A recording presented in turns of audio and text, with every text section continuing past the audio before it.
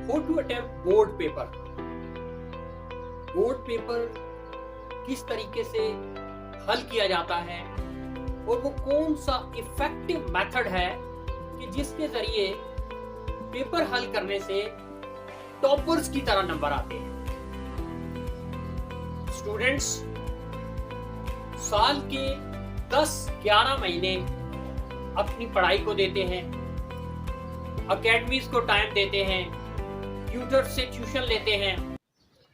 बिस्मिल्लाहिर्रहमानिर्रहीम। In the name of Allah, the most beneficent, the merciful.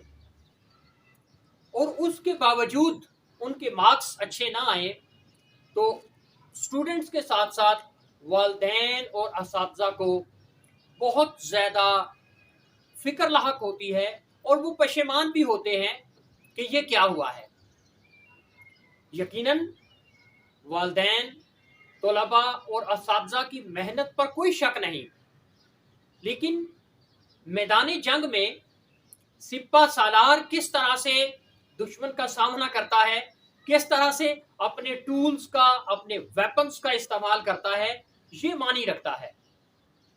तो paper गोया आपका दुश्मन नहीं है, लेकिन you have to explore, express your all hard working in your paper. और खासतौर पर बोर्ड पेपर में, जो कि आपकी जिंदगी की अहम डिग्री, हाँ वो मैट्रिक है या इंटरमीडिएट है, उसको डिफाइन और डिजाइन करने जा रहे होते हैं। आप समझ चुके होंगे कि आज की जो वीडियो है ये how to attempt board paper और how to respond questions in board examination, के बोर्ड के पेपर में हमने किस तरह से उस पेपर को हल करना है। कुछ अहम टिप्स हैं जो कि असातिज़ा की मेहनत और उनकी लगन का मुंह बोलता सबूत है, जो कि आज आपके सामने इस वीडियो के जरिए पेश की जा रही है। बोर्ड पेपर हल करने की जानब जाने से पहले एक रोजमर्रा रूटीन की मिसाल आपके सामने रखूंगा, एक एग्जांपल कि बाजुकात ऐसा होता है कि घर में अचानक मेहमान आ जाते हैं, गेस्ट आ जाते हैं, और घर में जो भी तैयार है, दाल रोटी साग जो भी बना हुआ है, आपको वही मेहमानों के सामने रखना पड़ता है। तो घर की समझदार बीबियां वो क्या करती हैं कि फौरन से सैलड तैयार कर लेती हैं, रायता या चटनी बना लेती हैं, और कुछ और इसी तरह की चीजें प्लेट्स में अच्छे तरीके से सजा के, और वो दाल साग जो भी बना होता है वो मेहमानों को पेश कर देती है। अब ये उनका जो तरीका है ये प्रेजेंटेशन कहलाता है, और उनका वो प्रेजेंट करने का तरीका मेहमान ये देख के हैरान हो जाते हैं कि इन्होंने फौरन से सैलड भी तैयार कर ली, रायता भी बना दिया, और वो ये भूल जाते हैं कि हम दाल खा रहे हैं या हम सब्जी खा रहे हैं, because the way of presentation matters a lot. So वो उनका प्रेजेंट करने का तरीका उस आम से खाने को खास बना देता है। हमारे तौलबे इल्म पूरा साल अकेडमीज के अंदर, ट्यूशन सेंटर्स के अंदर, स्कूल्स के अंदर बोर्ड पेपर के लिए तैयारी करते हैं, लेकिन वो अच्छे तरीके से अगर प्रेजेंट नहीं कर सकते तो फिर नंबर नहीं आते। याद रखिएगा, बोर्ड पेपर हल करना ये एक फन है, ये एक आर्ट है। तो सबसे पहली बात कि बोर्ड पेपर कैसे हल किया जाएगा। Number 1, read the paper thoroughly. कम अज कम क्वेश्चन पेपर को 3 बार पढ़ें, उसका मुतालिया करें 3 दफा। Read the paper at least 3 times. इसका फायदा ये होगा कि जब आप पेपर को 3 दफा पढ़ेंगे तो आपको जो मैक्सिमम क्वेश्चन आते हैं वो फौरन से रिकॉलिंग हो जाएगी। जल्दी बचाएंगे, फौरन एक दफा पढ़ा और हल करना शुरू कर दिया तो इससे आपकी जो कंसंट्रेशन है वो शटर कर जाएगी। Number 2, mind mapping. Mind mapping क्या है? अपने जहन को पेपर के लिए तैयार करना कि ये क्वेश्चन है, हमने 10 पार्ट्स, 11 पार्ट्स या 7 पार्ट्स या 9 पार्ट्स अटेम्प्ट करने हैं, और उन क्वेश्चंस के बारे में एक रफ सा माइंड मैप बना लें कि ये क्वेश्चन जो है वो मैंने अटेम्प्ट करने हैं। नंबर 3, कोशिश करें कि वो क्वेश्चंस पहले सॉल्व करें जो कि मुख्तसर हैं, शॉर्ट हैं और आपको अच्छे तरीके से आते भी हैं, क्योंकि your first impression is last impression. क्योंकि जो बोर्ड एग्जामिनर होते हैं, जब उन्होंने पेपर आपका चेक करना है और आपने जैसे ही एक पहला क्वेश्चन अटेम्प्ट किया है तो फौरन उनके ज़हन में आएगा कि ये बच्चा जो है ये जीनियस है और इसने जो क्वेश्चन अटेम्प्ट किया है इससे पता चलता है कि नॉलेजेबल है।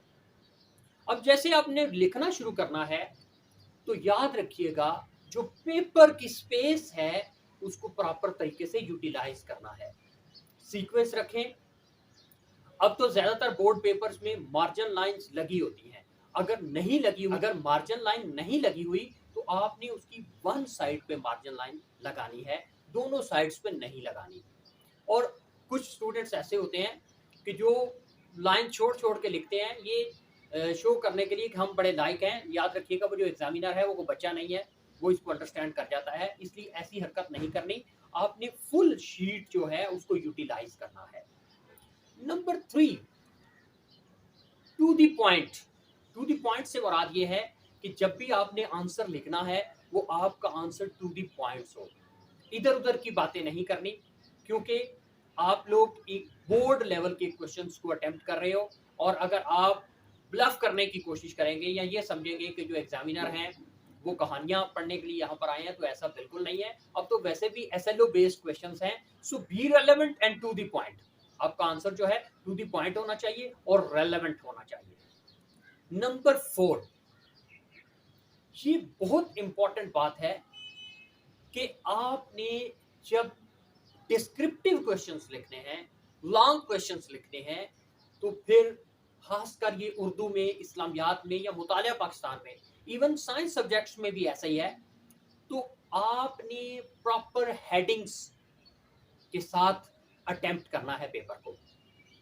हेडिंग्स एंड सब हेडिंग्स, जैसे फॉर एग्जांपल आप कोवेलेंट बॉन्ड या आप सेल का स्ट्रक्चर लिख रहे हो, तो फिर आपको उसकी हेडिंग्स देनी पड़ेगी। इसके साथ ही एक और बड़ी अहम बात आ गई जहन में कि जब आपने डिफरेंस के क्वेश्चन लिखने हैं, जैसे लिखा होता है डिफरेंशिएट बिटवीन, अब वो डिफरेंशिएट जब आपने लिखना है, फॉर एग्जांपल अगर आप सेकंड ईयर की बात कर रहे हैं तो उसमें SN1 या SN2 रिएक्शंस हैं, E1 या E2 रिएक्शंस हैं।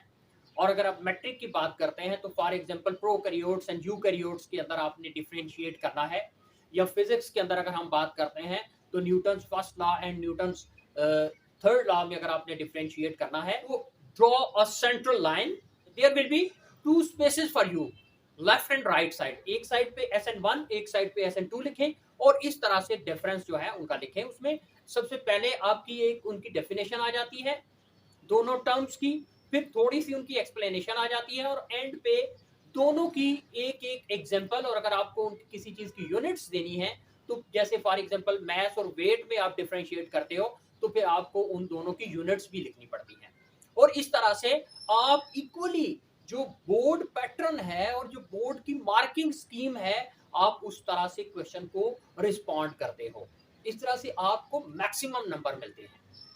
इसके अलावा बड़ी अहम बात है कि जब आपने पेपर सॉल्व करना है तो कोशिश करें टाइम मैनेजमेंट को मद्देनजर रखें कि हमने इतने टाइम में इतने क्वेश्चंस जो हैं उनको अटेम्प्ट करना है। और कोशिश करें लास्ट 20 to 25 मिनट्स आपके पास सेव हो कि आप रिव्यू कर सकें, रिवीजन कर सकें अपने पेपर की। पेपर को हमेशा सीक्वेंस में आपने अटेम्प्ट करना है। यानी अगर आप MCQs तो ज़ाहिर है सिंपल सा सिस्टम है, वो आपके पास MCQs पहले पेपर आएगा, आप सॉल्व करेंगे और वो पेपर आपसे ले लिया जाएगा। फिर आपके पास सेक्शन बी और सेक्शन सी होगा, तो पहले सेक्शन बी अगर आप अटेम्प्ट कर रहे हैं तो सेक्शन बी को पहले अटेम्प्ट करेंगे सीक्वेंस में, और दूसरे नंबर पे सेक्शन सी जो है वो आप अटेम्प्ट करेंगे। और अगर आपने पहले सेक्शन सी शुरू कर दिया है तो फिर पहले सेक्शन सी ही कंप्लीट करें और उसके बाद सेक्शन बी की तरफ जाएं। पेपर अटेम्प्ट करना एक आर्ट है, एक फन है, एक साइंस है।